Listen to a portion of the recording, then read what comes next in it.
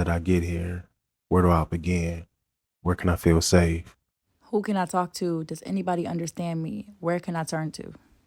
Let's start the conversation. Welcome to another episode of Sober Talk presented by Hunter House. I'm your boy Ryan. And I'm Brittany. And we have our guy here again, Mr. Thomas Hunter, man. What's going on? Hey, y'all. How y'all doing? Good, man. Glad to have you back. Thank you. Y'all ready for the holiday season? Yeah. I just got done finish my Christmas shopping today. Okay. Did I get a Christmas present? I told Thomas I'm gonna give him a hood. I finished my Christmas shopping today too.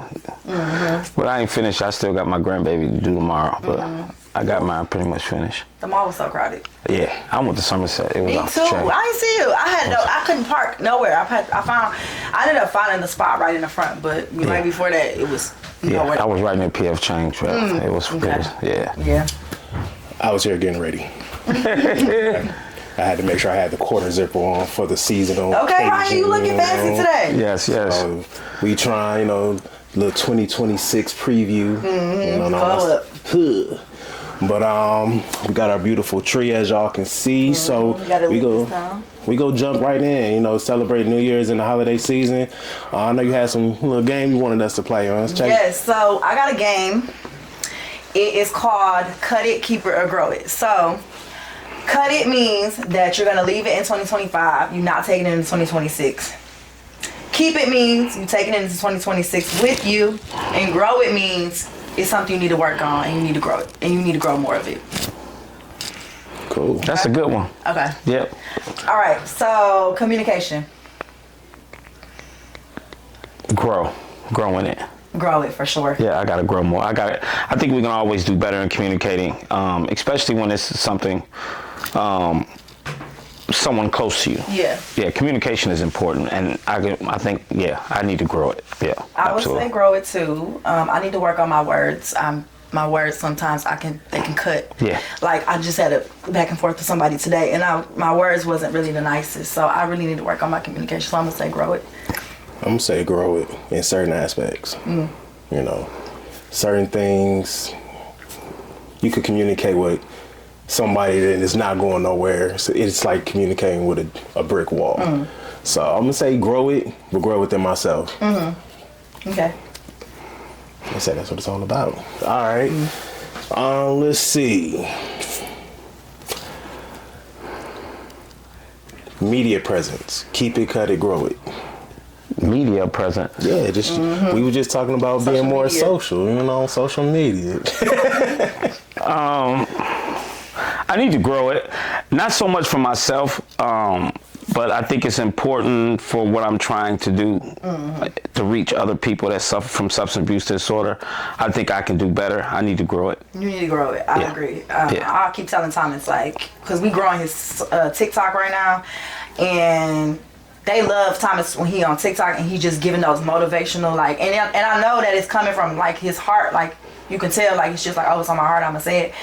So I keep telling him he need to keep posting more of that because people love to hear it. Grow it for sure. Definitely. I'm gonna say keep it. I've been doing social media for a while. Yeah, she's doing her thing. I'm gonna say keep it. She's doing her thing. Man. She doing her thing. It is. I'm gonna say grow it. Yeah. I sound like an old man sometimes. I'm like, I don't know what the fuck I'm doing with this, but I know when I do it be good. I'm trying to catch up with her, man. I got. So this gonna be my little helper. So, that's what I'm gonna help about 2026. So definitely go grow and figure out what kind of brand I want to do outside of just Sober Talk, just myself. So for sure, it'll be like a discovering journey at the same time. So I'm excited. So, all right, Mr. Thomas, what you got for us? People pleasing. Cut it. I need to cut it for sure. I still got that bad. I actually never used to think I had people pleasing tendencies, but I'm noticing now that I'm sober and I'm actually feeling things and I'm actually starting to recognize and take accountability for certain things. I have people pleasing issues, so I definitely need to cut it. I'm gonna say cut it. This year has been a lot of me being quiet or just and then I notice sometimes when I do finally say something, it comes out angrily. So definitely cut people pleasing. I mean, it is what it is. Yeah. Okay, I got one more. Prayer. Oh, Grow it. Grow it for sure. Grow it. Until the day I leave this earth, I'm going to be working on growing that. Never going to cut it, never going to stay the same. It got to always evolve. I agree. Definitely grow it. I think we all in cahoots with that. Cool. Okay, so y'all need to leave in the comments what y'all gonna keep, cut, or grow. That's the first game. Yes. Touching on that people pleasing. I learned early in recovery. When I got early in recovery, I thought, we say things like, I just have a good heart, all that kind of stuff we say, right? And early in recovery, I realized that I suffer from people pleasing.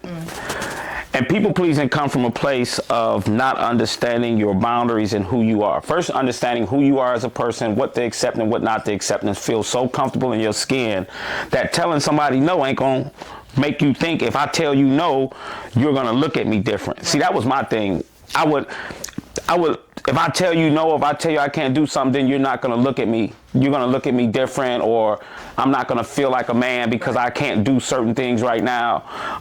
So I would overexert myself to be accepted by somebody, so I can feel loved or cared for, so I can feel good about myself sometimes.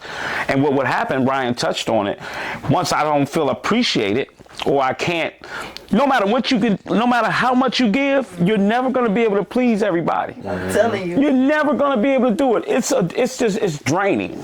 So I'm grateful that I have learned that, like, over the years, and understanding who I am and living by some morals and some boundaries and some character things that I've worked out, and being comfortable with who I am. I'm not finna do it. You know what I mean? And it's important. It's healthy for me. It's also healthy for the person that I'm in that situation with. So would you say creating boundaries is a good way to stop people pleasing? Absolutely. Okay. You have to know. I have to have some boundaries set in place for myself. Yeah. And that my boundaries stem from my morals and my beliefs. There's a lot of people in recovery that don't believe a lot of things that I believe. Right. Especially other men. Like when it comes to men in recovery, especially men with children, but men period, I have a certain boundaries I believe that men should try to adhere to. And if they don't, nothing wrong with them. I'm not judging them. It's just that, I'm not finna pat you on the back and please you, and make you feel good about. I'm about thriving, man. See, I think a lot of times we give ourselves so many excuses, because I know for me, a lot of years I just knew how to survive. I didn't know how to thrive. And I think we don't talk about that enough in recovery. We bring people come into recovery, and we don't want to teach them how to thrive. Like, to be the best version of yourself. And it takes work, and it takes uncomfortability, and it takes growth. And a lot of people don't want to do that. I know I didn't, right? I didn't want to do that. But the only way I was able to get to a place where I understood who I was, and I had a set of morals that I could say, okay, these are the boundaries that I just won't let nobody cross, or I'm not going to cross. Right. Because my boundaries help you too, because if I got you set on some boundaries, I'm not going to cross them on you neither. Right. You see what I'm saying? So I think early in recovery we don't have morals and principles. Like we realized that we didn't have them while we was in active addiction. Like I'm learning.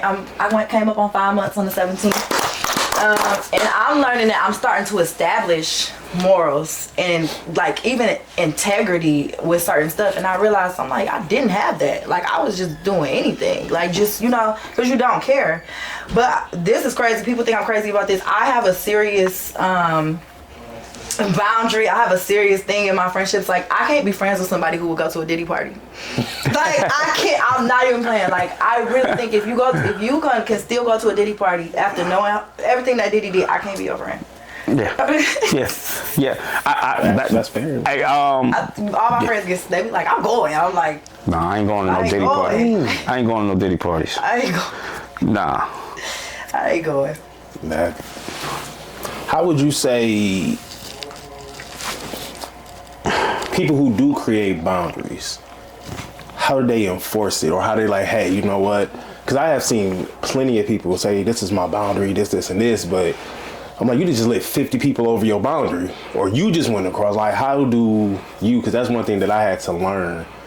But how would you tell somebody to do it? You know, because it's not an enforcement thing. I don't want to use that word, enforcement. I think once you start building relationships with people and people spend enough time with you, they just know what not to cross. Right. Like, and if they don't know, and if they do take a step over, you have that conversation. Like, this is not what I do. I don't do this. I don't play this. Like, so jokingly, like, I don't joke with men about, and when we calling each other names. Mm-hmm. I don't do that. You got one time. I don't do that, bro. If you do it again, I'm just not gonna mess with you no more. Right. I ain't gotta enforce nothing. But as you continue to live a certain way and you be consistent in who you are and people see who you are, people just not gonna cross those boundaries. Like a lot of things that people did to me early on and said to me early on don't happen no more. Not out of fear, out of nothing. It's just a sense of who I am. Like, you hear it all the time in treatment facilities. Man, I'm not going to Hunter House. Man, I ain't going to Hunter House, man. Thomas ain't playing, bro. You got to grow or go there. Like, if you ain't ready to grow, don't go. And it's crazy you said that because I've heard that. Yeah. Recently, and I'm just sitting there like, so you telling me you're not ready to change? And like, are you wasting your time here, right? No, they're not. And that's the thing. A lot of people aren't. It's not that they're not ready to change. We don't talk about it enough in recovery. People that's been here in recovery long. Let me say it like this. Since this opioid epidemic, so many people have passed on from overdoses. So the country and people are just scared. We're just trying to keep people alive now. We're not trying to help them thrive. That's why it's so much coddling and it's so much, okay, it's okay. Yes, if you relapse and stuff, it's okay. We have compassion for that. But let's get on. That's what we gonna do now. Right. Now you sober, you clear-minded, what's the goals? What we gonna work on? And just having someone come here and just make a couple meetings, pay their rent, and don't use and don't work on their mental health, don't work on setting no goals, don't work on feeling better about who they are, don't work on trying to love themselves, they're going to continue to feel bad about themselves until they end up using. Or when they leave here, they're not prepared for the world out there. So that's one of my boundaries that a lot of people might not agree with. But what it does is it keeps a culture in my house to some point. And people who don't want to come is because I built a reputation of myself before I had Hunter House in the recovery circle that people know I'm about growing. I'm about men becoming men. Man, listen, I'm so dead set on that because if I could do it, coming from where I come from, there's no excuse for anyone else to do it. Right. I mean, I was homeless for most of my adult life. I slept up under bridges. You know what I mean? I was using drugs and alcohol most of my adult life, in and out the penitentiary. No moral compass whatsoever. Before drugs and alcohol, I was doing street stuff with no moral compass. So if a man, if I can come in here at 51 and become the man I am today, with some character, with some integrity, I do the right thing for the right reason. I don't act on old thoughts or behaviors. If I can do that, anybody can. Yeah. So why should I enjoy the freedoms that I have in life and the comfortability I have in my skin and not try to help somebody else get that? So so that's actually that was one of the questions I had was, what is a common misconception that you want, that people have about Hunter House recovery that you really want to clear up? Like, that's a good question. And I thought, a lot of people, when they hear, I ain't gonna say a lot, some people, my dad said, if you ain't got some people talking about you, you ain't really doing nothing. That part. You know what I mean? But it still don't mean it don't feel personal sometimes, right? A lot of people hear Hunter House and they think of me. It's people that don't even know me that don't like me. It's people that don't even know me that tell people they maybe should not go to Hunter House. Let me explain something. Hunter House is not a boot camp. I'm not about to be all on top of everybody. I'm not finna talk to you every single day and tell you what you need to be doing. But what I am gonna do through my house managers is make sure people are trying to do the best that they can. So like Hunter House isn't a place where you got to call me 15 times a day and tell me what you're doing, or, that's not the place. A lot of people got a misconception of that, I believe. because I hear the word Thomas Hunter, drill sergeant. No, I'm not no drill sergeant. I just have no time for nonsense. I have no time. If you want to, and I'm not saying, it's not judging someone. It's saying, when I first got clean, I probably wouldn't have been ready for this. But there were men who were ready for this. And it's not no different from any other recovery house. The only thing is, I want you to learn how to be the best version of yourself. You're not finna lay around at Hunter House and watch TV all day long and play video games, and just because you pay your rent, it's okay. That's not okay. Right. It's not okay. I think people, because of my exterior, maybe, and my no nonsense, people don't understand how much I honestly care for the recovering person, right, and for the still sick and suffering. Like, I love recovering addicts, and I love people who still suffering from addiction. I understand that pain. And sometimes, man, when you doing this and you living by your boundaries that you set for yourself, it becomes a lonely place, and it hurts. It becomes a place where you don't feel so good all the time, because of the preconceived notion of what somebody might have with you. And maybe some of it my responsibility, because I am no nonsense. I am. I'm older, and I've been through so much. That I have fun. I know when to have fun. I know when to laugh. I know when to have, I know when to do that in its proper place. But my spirit is, and I won't say this in a negative, like, my spirit sometimes just gets, I get tired. Like, I get tired of the same old,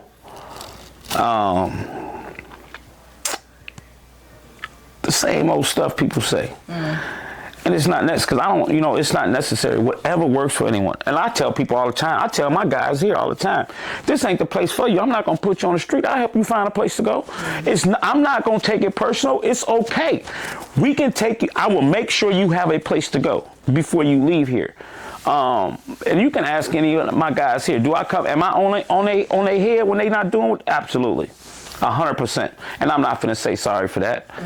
I'm not finna say sorry for that, because I'm gonna hold the guys in my accountable. I'm gonna hold you accountable to what you said you want to do. Right. That's my job. Yeah. That's my job. And if everybody likes me, then I've been doing my job wrong.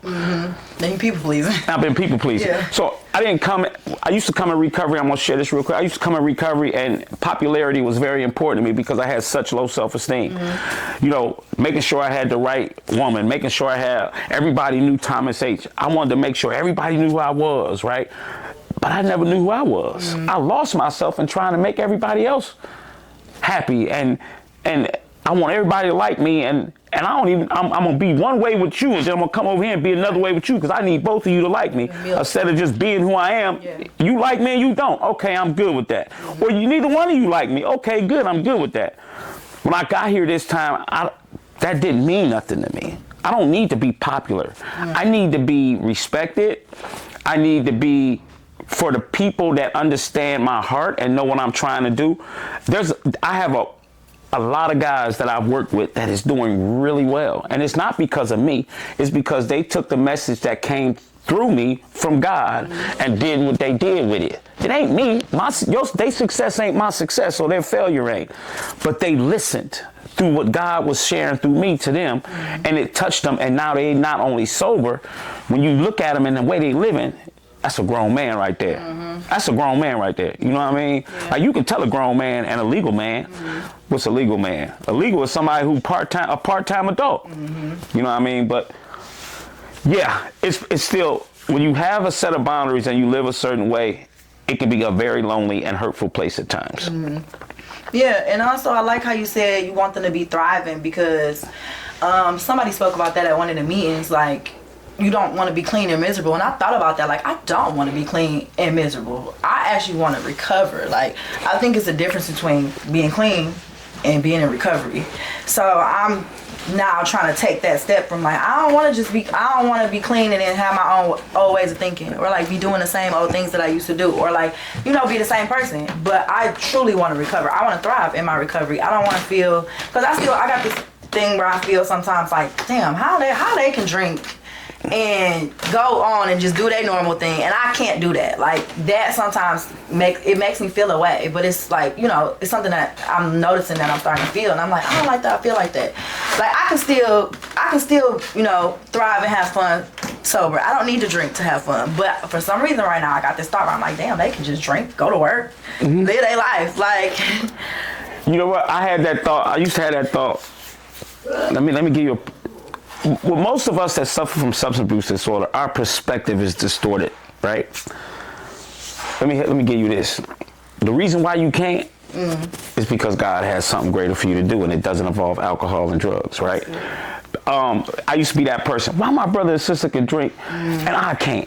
Because my family, everybody drank to my family. Why can't I drink a Budweiser and be okay? Like that don't make no. I used to hate being a addict. Now I am so proud of being a recovering addict, because what it is that my higher power seen something in me that he needed me to get better so he could use me to help other people like me. That's a privilege. Yeah. It's a privilege to be in recovery. It's a privilege to be an addict.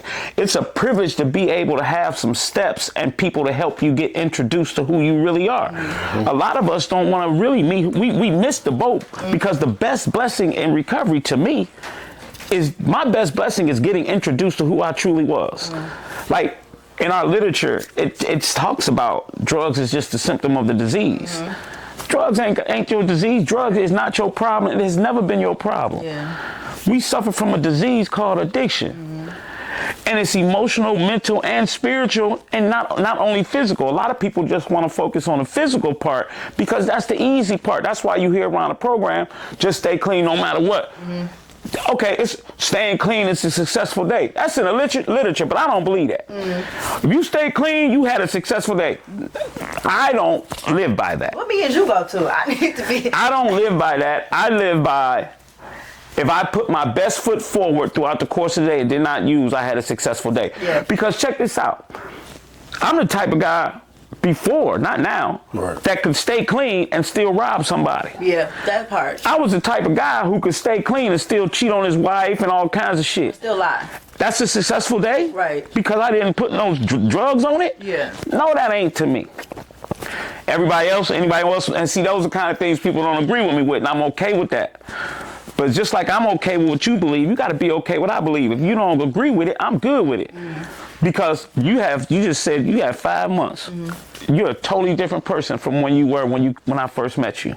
That's what recovery about. It's not staying the same. Yeah. Why do I want to stay the same guy that was doing the stuff I was doing that made me hate myself? Right. I could do that without no drugs and alcohol. It's a lot of things that I could do. But the answer, all you need to know when you had that thought, just say, thank you, God.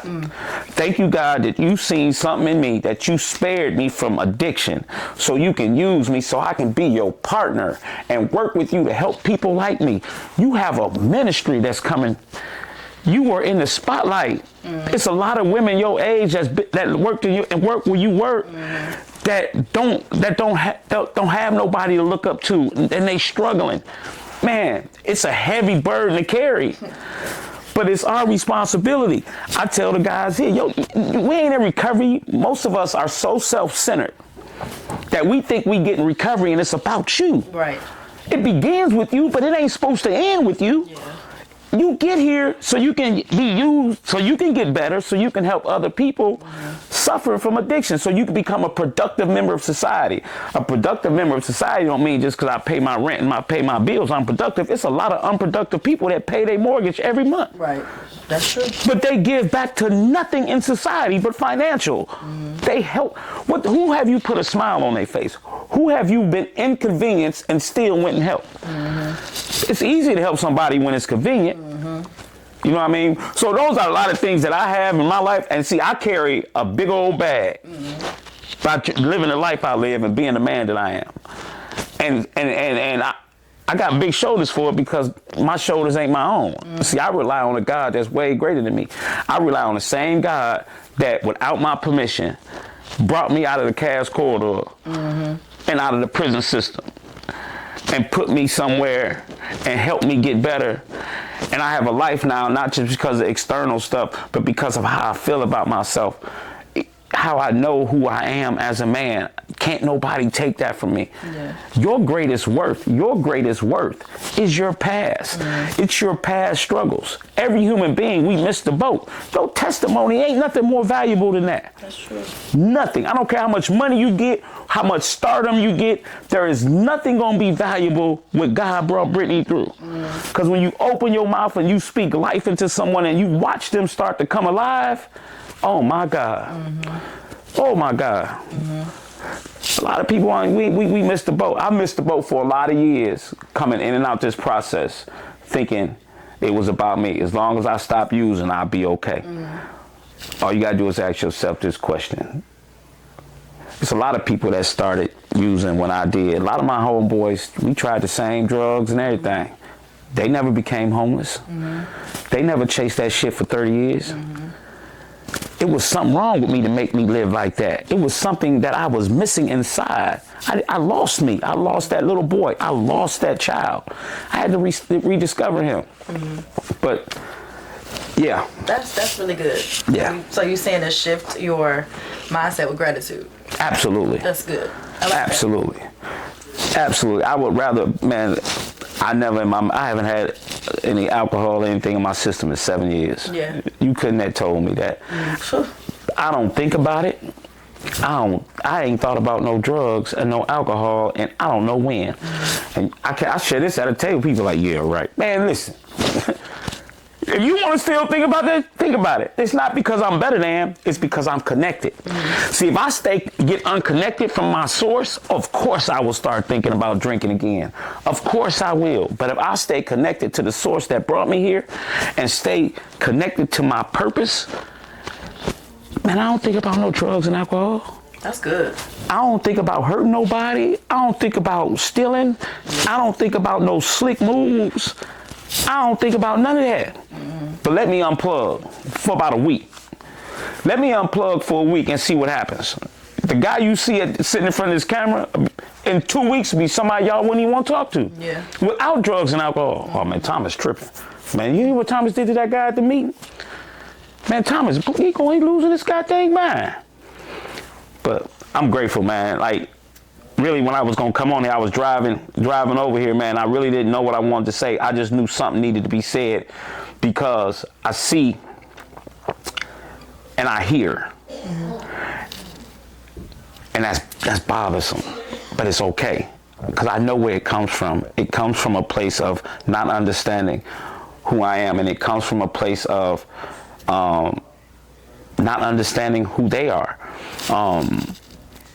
Like, I got somebody called me the other day, man, and said, man, you know, such and such told somebody asked a person with some clean time that he wanted to go to Hunter House and if they can get in contact with me. The guy with the clean time told him, man, you don't want to go there. You don't even know me. You never even talked to me. And I got upset at first, and then when I thought about it and I prayed about it, I said, man, it's okay. Because no matter how much clean time we got, we all still, if we ain't working on ourselves, we come from a place of whatever that's negative. It could be anything like envy, whatever it may be. Projection, you know. So it's the holiday season. I know y'all got some other questions because I'll go and go. For real, I'll go and go. You right. Yeah. I mean, shoot, I hold this to this day, man. This man saved my life more than once, many times. Like, even like when I started to have behaviors without drugs and alcohol recently, and I had that, he was like, hey, everything you name to a T was right. Every last fucking thing. And that's why I was like, all right, I need to step back. I need to do this. I need to do X, Y, Z. And I think I had just called. I was like, bro, I need to be a man. Like, I'm still fucking up when I think I'm doing something good. So what would you say? This is my question for myself and anybody else. What would you say to a person or advice, or not even advice, just comfortable? Like, when you think you moving forward, you start putting the cart before the horse, and you get into a place where you feel like you asking to talk or asking for anything becomes a burden, or like you don't want to burden nobody, or you don't want to seem like you crying or complaining or whatever. What would I tell that person? Yeah. A person that's in recovery, or just anybody? Just anybody. Let me say this. I'm gonna say this for a man's point of view. Yeah. A lot of men feel that way, and a lot of men end up dying early with strokes and heart attacks, and we want to carry the whole world on our shoulders because we don't want to feel like we're a burden. Listen, the strongest quality a person can have is knowing when to ask for help. Forget what I think. I ain't, especially if you're in recovery, especially if you're early in recovery. But forget what when I got here, I stopped going on my own thinking. People still want to go on their own thinking. You should go, when you think some way, you should go the opposite. If you think I'm gonna be a burden, well, forget it, I'm gonna be a burden. Let me call and talk to somebody. Yeah. Because listening to this keep me where I'm stuck at. It ain't that you effing messing up. You're not messing up. We're growing. If we always look at things as fucking up or doing great, man, we all over the place. You chasing something. I'm gonna just be content in the process. We gotta enjoy the process. We gotta get addicted to the moment of the process and stop looking at what we think we should be. You missing the lesson in the moment. That's good. The moment is here. This is what a growth is. You can't go from A to Z. It's from B to Y. There is so many lessons you got to get to before you touch Z. A lot of people want to miss that. That's all the stuff that sustain you at Z. Man, I'm addicted to the moment. I'm addicted to the process. I don't know what God got for me. I can have all the plans in my head that I want, and I got them. But if I stay sticking, doing the right thing for the right reason, taking suggestions, paying attention to my spirituality, making sure I'm doing the right thing for the right reason, what I have, it might be something close to what God has for me, but it ain't going to be exactly what it is. Hunter House only been in existence 2 years. We ain't had an empty house yet. Not even 2 years. Not even 2 years. It ain't been an empty house yet. No. But 18 months. I'm not sitting here thinking like, dang, it ain't been 2 years yet. Two, right? I have two. And I got another one in Detroit. Okay. About to open up. And I say that not bragging, because I don't want people to think I'm bragging. I say that because season, pop your shit. Yeah, I'm proud. I'm proud of what. It's because I believe and trust in something greater than me, man. Listen, I got something working in me, man, that's so great that if people, my dad used to say this. Let your light shine, and it's going. Some people ain't gonna be able to survive up under that light, so it's gonna remove them. Mm-hmm. And the people that can and want to be a part of that light, that's the people that you're supposed to be involved with. That's it. That's good. Drop gems. Yeah, because my mama used to say something opposite. Because she used to be like, Tommy, I miss this woman. She like, baby, your light too bright. You take over a whole room. You need to dim that sometime. And my dad would cut into her. He'd say, he ain't got to dim his light for people to feel comfortable.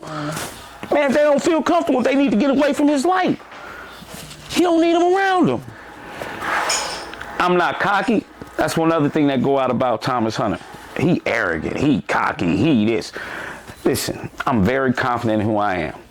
I am not, and this is what boundaries and understanding who you are. I'm not finna dummy me down just so I can make you feel comfortable or fit into the Joneses. It's okay in recovery. Listen, if you're in recovery, it is okay to be proud of yourself. Yeah. It is okay to speak of your accomplishments. It's okay to stop saying, I'm still sick. How about saying I'm getting better? Mm-hmm. I ain't got to keep going everywhere I go. I'm still an addict. I'm still sick. No, I'm getting better. I am not the same person I was yesterday. It's okay, Brittany, to be happy and be proud that you a model and you doing your thing. Oh, she arrogant. She pretty and man, okay, whatever. Don't make me change my... I do care what people think about me. If you're looking at this, understand what I'm saying. I do care what people think about me. I honestly do. People who say they don't care what they think about, I don't care what that person think. Why you say that then? Right. Yeah, you do. I care about what people think about me. The only difference in my life today with Ryan and Brittany and whoever out there looking, think about me, it ain't finna change my opinion about me when I go home. I ain't finna let your opinion of me change my opinion of me. I know me better than you. And more importantly, don't nobody love me like me. Right. I love me some Thomas Hunter. Mm-hmm. The good, the bad, the indifferent of it. So we got to get to that place. Because when you get to that place, and again, it hurts. It don't feel good, man. You get a lot of things that's not deserving. Like, you get a lot of things that happen, man, that you ain't even do nothing to deserve it. But guess what? Man, look what my Savior did for me, man. Mm-hmm. I'm gonna cry about what's going on. Right. Look what my Savior did. Look what he took on for his, look what he took. He was born into some, his destiny was nothing good.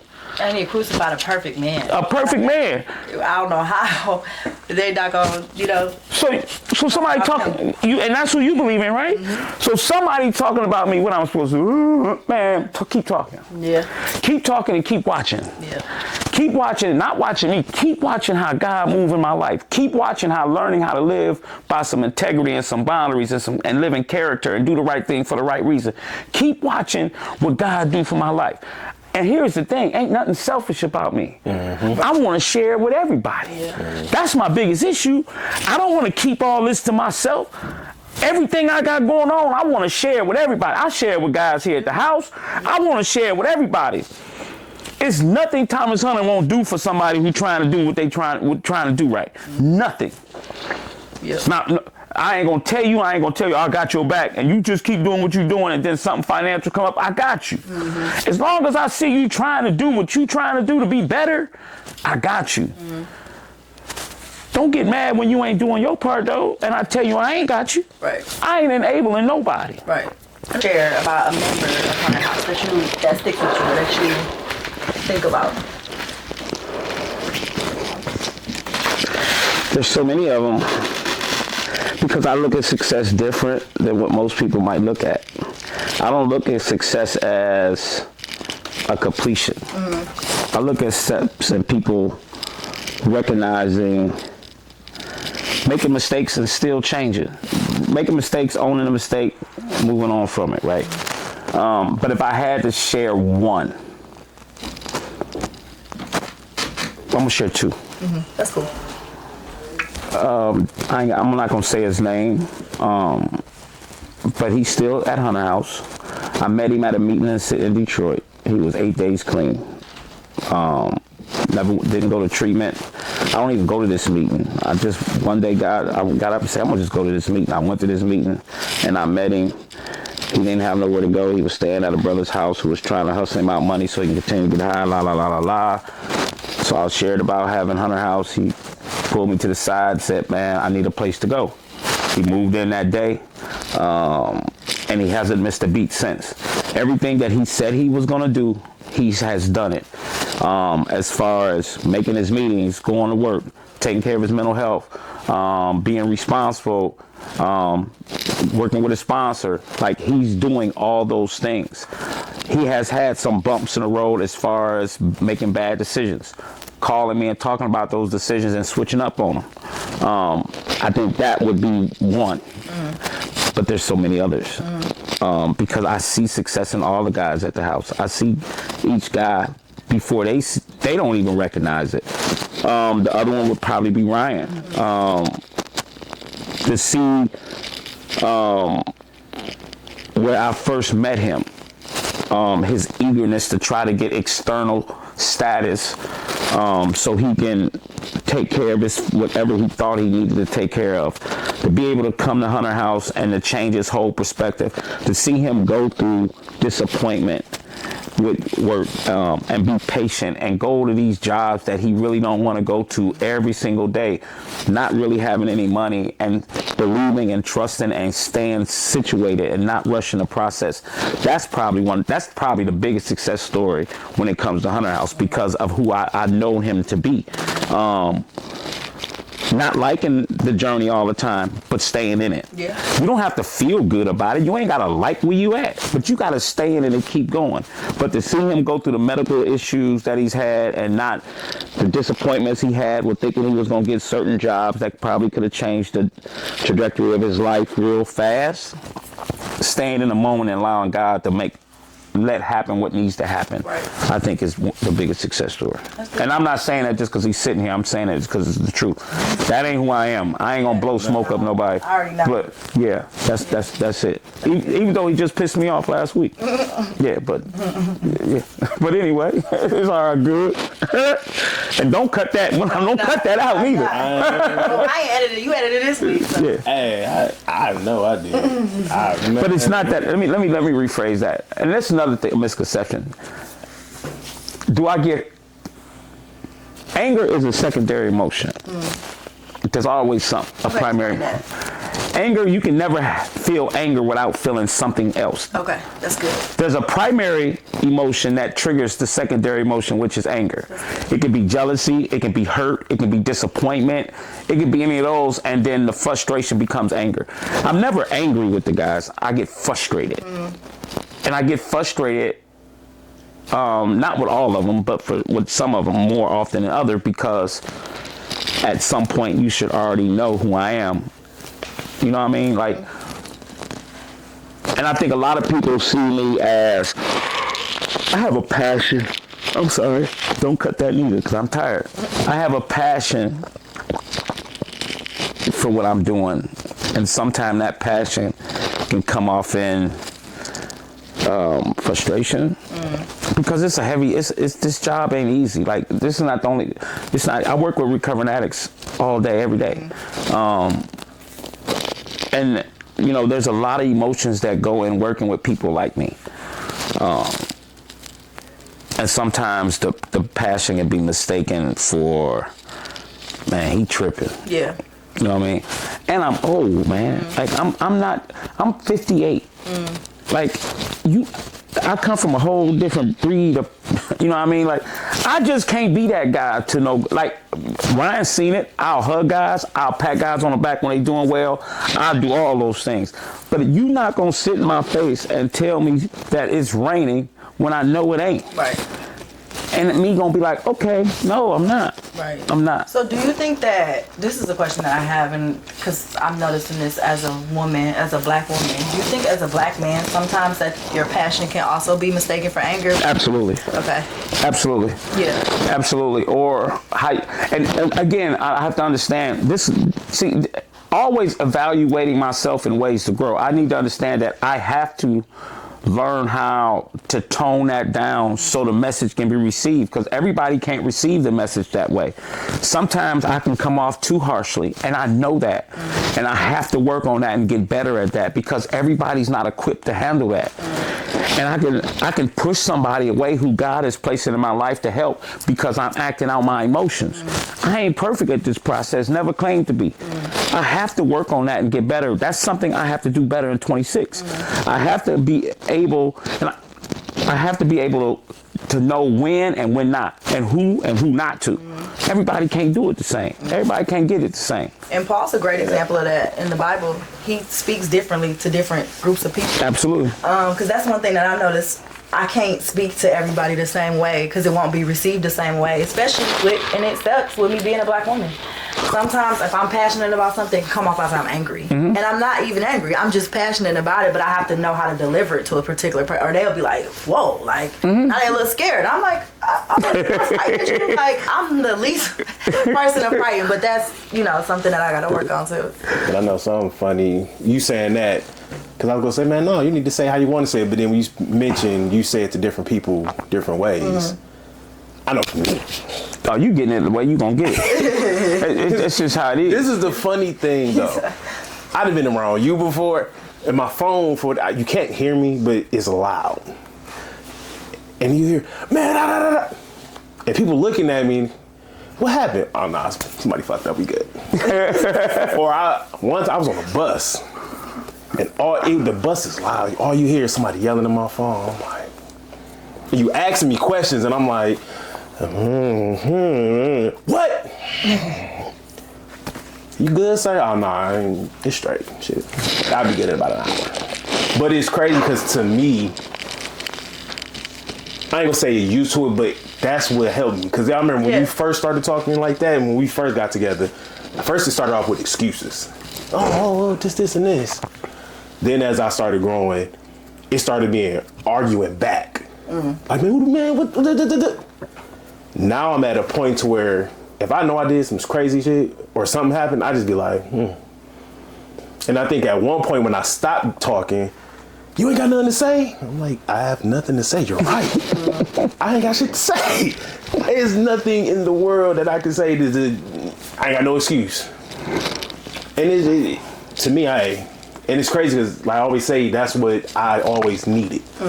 And now that I'm in a little bit of a position to give just a smidget of advice, and I'm gonna point you in the direction to get the right advice, I sometimes have to be like, you know what? Because I would get irritated, and I have to remember, dang, you know what did I put him through with some of the shit I was saying?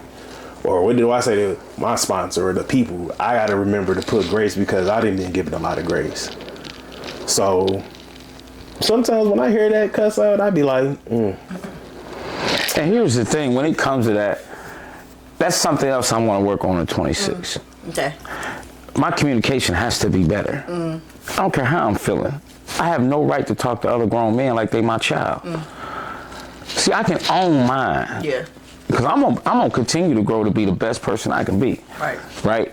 And I was thinking about that. Like, bro, you can't talk to people like that all the time. That ain't your child. You can't talk to your child like that all the time. Well, I will.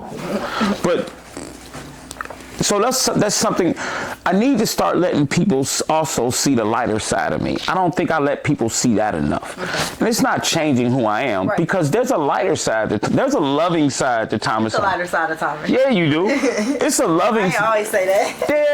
bro, I swear. It's a loving side to me that, like you and Stacy and my brother and my homeboys, they get that. I have to start looking at the people that I work with in recovery. I have to start letting them see. I think I do sometimes. You do. Because I said this at a house meeting one day because you was like, I don't do things like I was like, yeah, you softened up a bit. Yeah, I try to. You have. Like, I'm a lighthearted person. That's why my wife loves me so much. Like, I'm goofy and all kinds of stuff. I just think it's a time and place. And I'm not here to be their friend. I'm not here to be friends. If you get your life together and you do what you need to do, it's not just in relationships. It's uneven yoke don't work. Yeah, that's right. If you and ain't that I'm better than, I've just been in the game a little bit longer. And you outside of Hunter House and you thrive and doing well. I got people that I peer coached 4 or 5 years ago that we cool. We go to movies. We might go hit a couple balls at the golf range. You know what I mean? But right now I'm put in place to help you get to the next journey of your life. Right. And that's my goal. But I have to tone it down the way I talk to people. Okay, that's good. That's good. Ryan, what's one thing you need to work on in 2026? One thing I need to work on in 2026, I would definitely say tighten up my discipline. Okay. I definitely need to tighten up my discipline because, yeah, I've had some progress or whatever, but do I think it could have been a lot better if I stayed more disciplined? Absolutely. So with discipline, everything else will fall into place. I don't care if it's just, hey, on this day, this is what's happening. If somebody needs to change something to do something, you can't do it. If I need to change it to do something, unless it's life-threatening, I'm not about to do it. So I would definitely, my discipline, I definitely need to stick with that. What about you? I would say communication in all aspects of my life because I am the type of person, and I've grown a lot in it, but I'm the type of person where it's either like we good or we arguing. I don't know how to, and I'm learning how to address a problem I have without it having to be an argument. You know what I mean? Or like, or if somebody says something to upset me, I have to learn to not say something to upset them back because they upset me. Like, because I know that my words are powerful. Like, we know our words. It's life and death is the power of the tongue. We know this. I know this. And I know better than that now. And it's like me knowing better, I need to do better. And that's something that I really need to work on.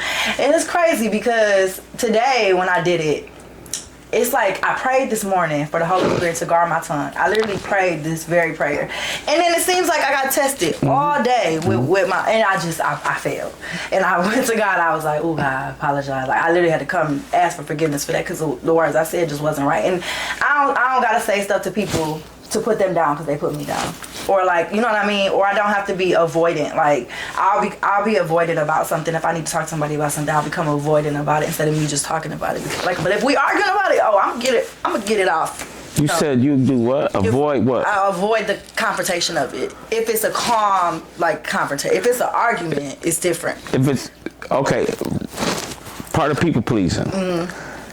Not knowing how, not be willing to have hard conversations with people that we have relationships with. Yeah. Especially people that we love. Yeah. I struggle with that with my wife. I'm learning now I have to have you have to be able to have difficult conversations with people so it don't get to a place where you blow up and now it's no communication there. It's just screaming. Right. There's nothing resolved. Right. I think a lot of people struggle with having hard conversations with people, and that's a symptom of people pleasing. That's insane. Yeah. I'm learning something new. That's good. So yeah, that's something I work on. A lot of people have a hard time doing that, especially with people that's close to them. That's the hardest ones. Yeah, but if you don't, it's not healthy for you and it's not healthy for the person. I'd rather get to a place, I'd rather have a hard conversation with someone and may it be uncomfortable and difficult at the moment so we can grow and heal from it. Right. And that's why I keep telling myself the only person I really like, and this some man stuff that I still need to work on, is having hard conversations with my wife, because I don't never want to do anything to make her feel no type of way. You know what I mean? But that's unrealistic. We've been together, it's unrealistic. She's gonna do something that I need to tell her, like it's irrealistic for me not to. And what I do is I just hold that in, and then it don't do no good for neither one of us. So we've gotten better with that. And everything that we do that's new is going to, it can't be, I gotta keep, no, you have to just do it. Right. It's gonna be uncomfortable. It's gonna be uncomfortable. You can't avoid uncomfortability. Man, seems like I've been uncomfortable for the last 3 months. Yeah. It's uncomfortable, but I know I'm growing. So. And that's why. Yeah. There's a lot of people, I say this a lot, it's a lot of people, I'm gonna use early recovery. Because my brother told me this when I was in treatment. My brother, I called when I was in treatment, I called my brother and he said, how you doing? I said, man, I ain't doing good. He's like, what's wrong? He said, man, everything is just so uncomfortable. I just feel weird. I'm all out of sorts. He's like, good. I'm like, what the fuck you mean good? He's like, because normally when you're in treatment, everything is okay and you're comfortable. That means you're doing the same stuff you always do. If you're uncomfortable, you're doing something different. Right. Like, people in life, period, but especially us in recovery, we want to run from the uncomfortable things. We always want to run to comfort. What's easy, what's soft, what's the soft or easy. Ain't no soft or easier way, but to go through the blessing on the other side. There's listen. The blessing is on the other side. You work out, right? You go to the gym, you work out, have a good workout. The next day, you hurting, but you keep going. You start seeing the results, right? But the physical pain that a person goes through that work out hard, right? Especially early on when you first start. Like my arms and stuff are fried right now. But as we see the results, it's so worth all the discomfort that I had to go through to get to where I had to get to. That's true. That is true. That's good. That's good. Wow. You have another game? That was so the part of the game was what's one thing you want to work on in 2026, and what is one lesson that you learned in 2025? Ladies first. A lesson that I learned in 2025 is that I don't have control over anything in my life. And that was a big lesson for me. That was a big hitting lesson for me, because I like to control everything and I want to control everything, but when I control everything, it don't work. It never works. So I'm learning that I don't have control over anything, actually. Like, God has control over everything, and when I just leave it to Him, that's all I need to do. But my thing is, I will put it in His hands and I'll be like, let me see how it's going over here. Like, let me see your hands real quick. Like, I need to see what you're doing. But it's like, no, I don't. I need to just leave it in your hands. That was my biggest lesson. that I don't have control over nothing. I would say for me, I can't do it by myself. That's good. I can't. That's good. Y'all done heard her say it thousands of times, I would not call for nothing or something. You done said it plenty of times at the house with me, and you would just sit there, and I think it finally started catching up to me. And I just was like, yeah. So I can't do it on myself. So I got to start looking for that, my people. I mean, yeah, people, you know, in recovery go to a meeting and say, I found my people. I ain't did that yet. I go to a meeting, and yes, I'm at a meeting, it feels good, cool. But to really sit down and be like, yeah, this is my team. I mean, yeah. Right now I just got 1 and 2. But 2 different things. Like I be wanting to call her when it be on some prayer type shit. Like, yo, just what's a prayer? What's And this? I always tell them to call me anytime. And it'd be times where I start to call, I stop. Or I start to text, then I stop. It'd be times I look at it and like, nah, I'm good, I'm gonna thug this out. Cause I holler at hands, we'll get up. I shut up. Pray. But that's it. I guess most of it is also fear. So I think that will go with it because I'm afraid of asking for help or being looked at a certain type of way. And I think that's a part of me that I need to start changing. Like, hey, okay, I'm having a moment of not even weakness. I'm just, hey, you know what? I don't know. Or I am lost. I'm confused. I have a fear of saying that sometimes, or even to loved ones that I may need to let go in 2026 that I'm learning I can't do it. So that's one thing. That's my biggest lesson. Good. That's good. My biggest lesson I learned in 2025 is that I have to learn how to take better care of myself. I believe I've experienced a lot of emotional burnout. I am not good at taking care of myself. And I'm not talking about physically. I'm talking about emotionally, spiritually, knowing when to step away. And I believe that 2025, some things have happened in 2025 that when I look back on, it had a lot to do with ego. It had a lot to do with not taking care of myself. So that's what I learned in 2025. That's what I'm gonna make sure I do in 2026, is make sure that I take better care of my spiritual and my emotional being. Because of the load that I do carry, I have to take care of me, or I'm going to continue to experience burnout. It started when I stopped working with Fan.